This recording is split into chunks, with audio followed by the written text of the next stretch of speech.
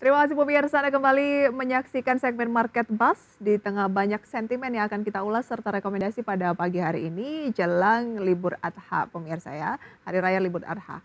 Oke, kita beralih untuk melihat emiten terlebih dahulu ada PT Indonesia Kendaraan Terminal Tbk atau IPCC akan mengeksekusi rencana pembelian kembali atau buyback saham setelah disetujui dalam rapat umum pemegang saham tahunan atau RUPST.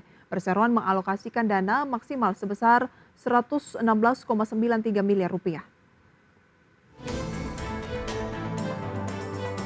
Dikutip dari Keterbukaan Informasi Bursa Efek Indonesia, adapun proses buyback saham ini akan dilaksanakan secara bertahap dan paling lambat 12 bulan setelah persetujuan rapat umum pemegang saham tahunan di 10 Juni 2024. Direktur Utama PT Indonesia Kendaraan Terminal Tbk Sugeng Mulyadi mengatakan, dengan pertumbuhan kinerja setiap tahunnya, kinerja saham IPCC saat ini masih tergolong undervalue.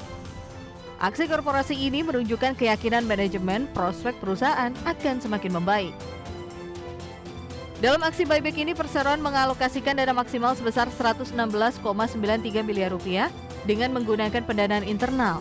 Selain itu, pembelian kembali saham akan dilakukan dengan harga yang dianggap baik dan wajar oleh Perseroan dengan memperhatikan POJK 29 tahun 2023. Manajemen IPCC juga menekankan pelaksanaan buyback saham tidak akan mengakibatkan penurunan pendapatan ataupun berdampak material atas pembiayaan IPCC. Perseroan berharap buyback saham mampu meningkatkan kinerja pertumbuhan bisnis yang sehat dan berkualitas, disertai dengan pengendalian biaya yang efektif dan efisien. Berbagai sumber IDX Channel. Selain informasi dari emiten tadi pemirsa, kami sudah merangkum beberapa informasi lainnya dalam emiten highlight berikut ini atau market highlight berikut ini ya. Ada Bank Indonesia dan juga jasa keuangan global Morgan Stanley turunkan peringkat pasar saham Republik Indonesia menjadi underweight. Kemudian ada Pengadilan Negeri kabulkan PKPU terhadap Pan Brothers atau dengan kode saham PBRX dan saham ini kemarin pemirsa mengalami pelemahan cukup signifikan ya.